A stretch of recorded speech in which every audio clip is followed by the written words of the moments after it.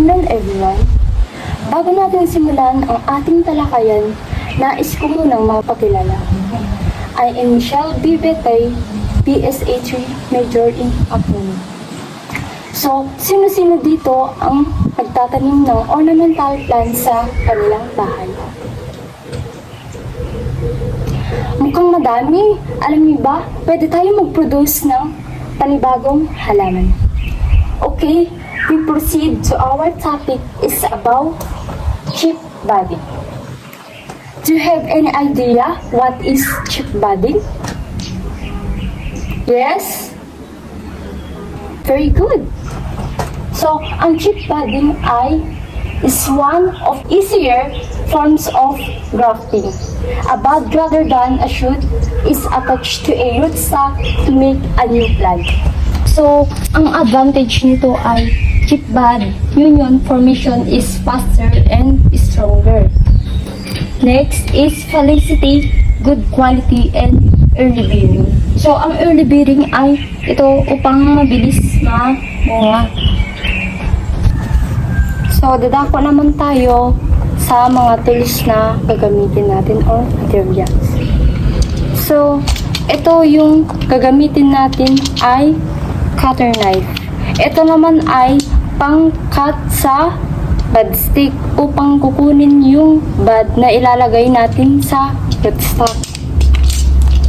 At ito naman ay grafting tape.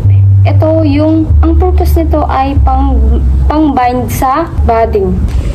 So now, dadako naman tayo sa actual demonstration. So, prepare the red roses as rootstocks and pink rose as a bud chip.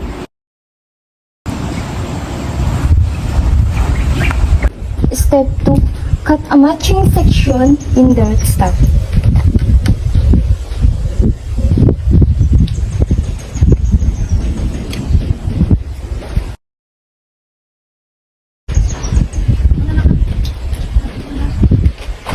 Step 3. Cut removing the bud from the bud stick. So, ito yung bud natin. Dapat active bud siya. Yung may pinto. Active bud dapat siya. So, ikakat natin siya. Ito yung tinatawag natin na bud.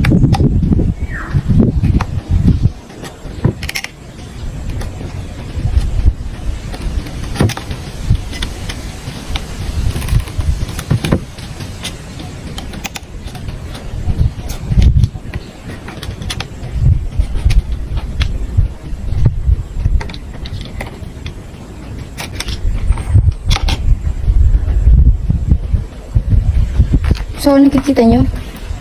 Ito yung magiging bud natin.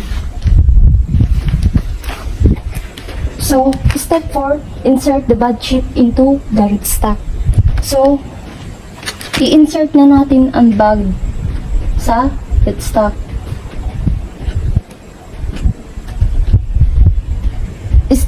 Step 5, bind the area where the bud is inserted. So, ibabind na natin siya. Ang purpose ng binding ay para protektahan ang hangin at tubig sa loob.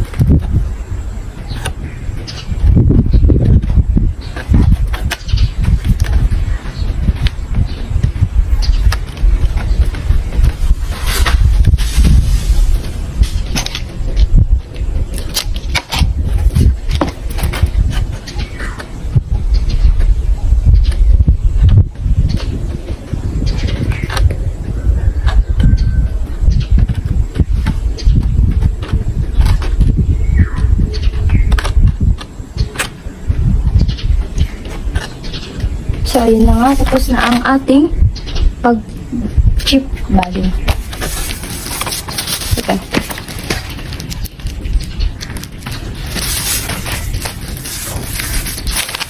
So, maraming salamat sa inyong pakikinig. Yun lamang po. Thank you and God bless.